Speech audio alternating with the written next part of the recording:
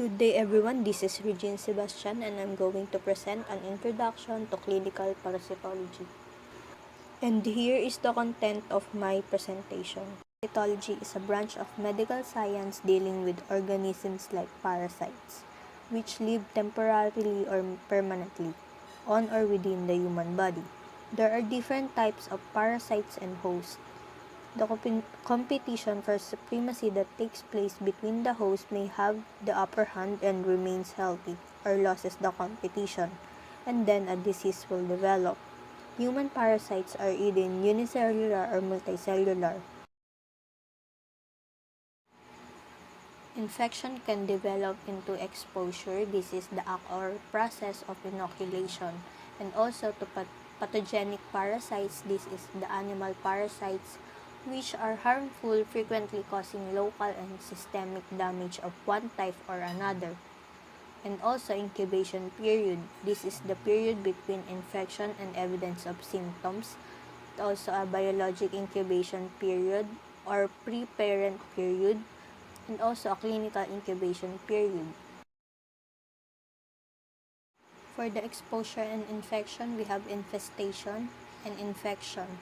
For infestation, this is the parasites live in the surface of the skin. For infection, parasites live inside the human body.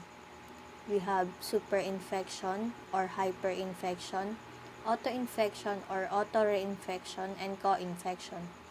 The superinfection is when an individual harboring parasites reinfected with the same species, leading to massive infection of parasite. Autoinfection, this is when the infected person is his own direct source of pre-exposure. Co-infection, this is when the two different parasites enter the human body. For the types of parasite according to the mode of habitat, we have three. First one is ectoparasite. This is the parasite living outside the body of the host, and the cause of these are called infestation. The second one is endoparasite. This is the parasite living inside the body of the host. Usually, these are responsible to cause infection.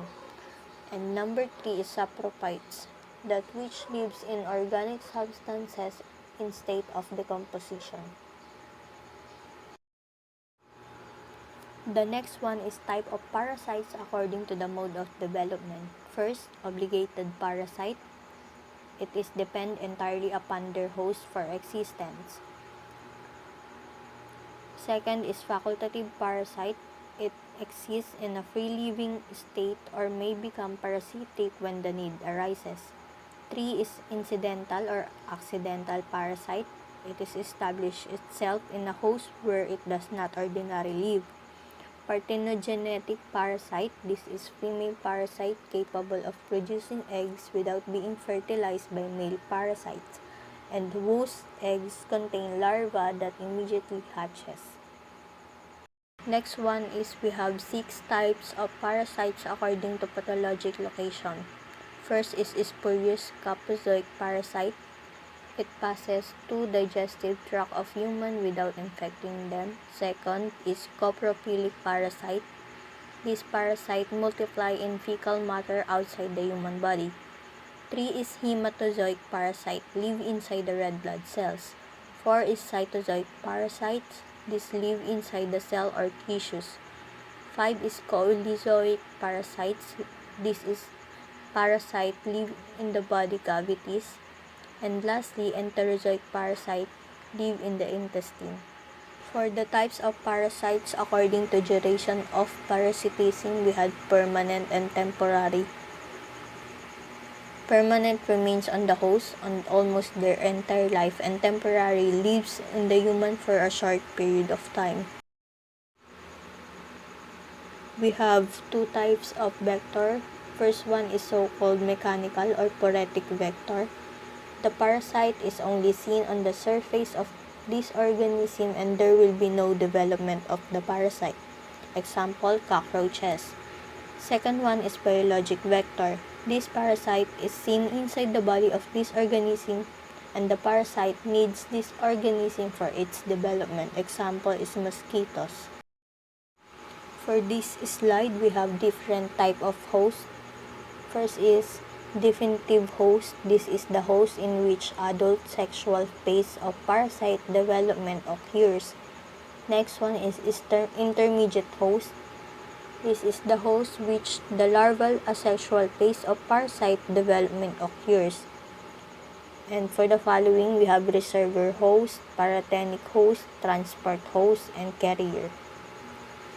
Next is type of parasite according to clinical significance. First is diagnostic stage.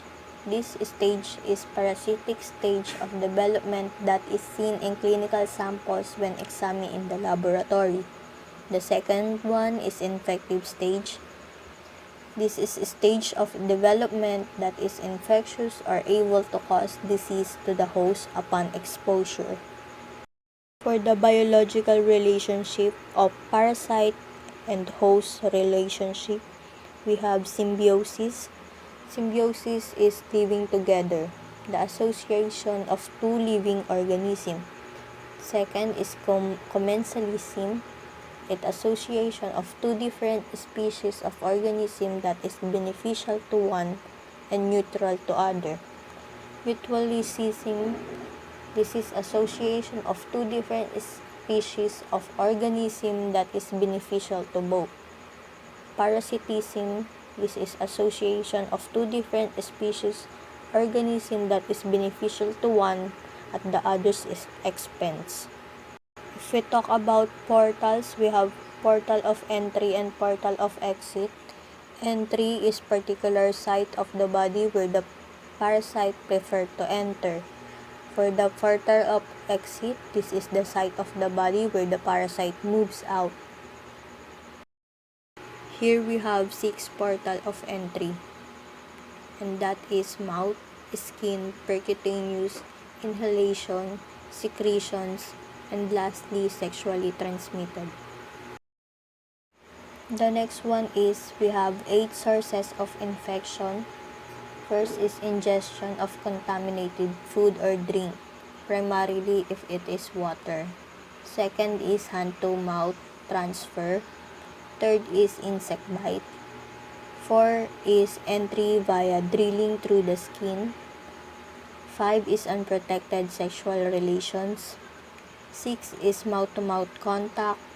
7 is eating raw or inadequate cooked foods like snail, fish, beef, or pork. 8 is domestic animal like dog or rat. For the explanation of the summary of life cycle, this is the parasitic life cycle that range from simple to complex. They all have 3 common components, that is mode of transmission, morphologic form that invades human, and forms that can be detected via laboratory retrieval methods.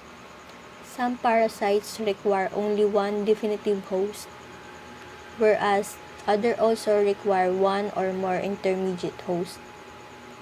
A parasite life cycle consists of 2 common phases. For the next slide, this is the common individual at risk. Individual in underdeveloped areas and countries, refugees, immigrants, visitors from foreign countries, individuals who are immunocompromised, and also living individuals in close quarters like prisons, and lastly, children who attend daycare centers. For the treatment, we usually do antiparasitic drug or chemotherapy. If chemotherapy is unavailable or has proven inadequate, we suggest surgical intervention. This is the following that must be considered if we're going to do surgical intervention. This is the severity, duration, and intensity of infection, and the probability of reinfection, efficacy, availability, toxicity, and acceptability of the treatment. Some people are drug resistant. Drug resistance is genetically transmitted loss of susceptibility to a drug in a warm population that was previously sensitive to the appropriate therapeutic dose. Lastly, and most importantly, is the prevention. We must learn how to sanitize, develop and implementation of parasite awareness, use of insecticide and other chemicals, use of protective clothing and protective netting, proper water treatment, good personal hygiene, proper handling, cooking and protection of food, and lastly, the avoidance of unprotected sexual relationship. For the last slide is the definition of terms. That's all. Thank you very much for listening.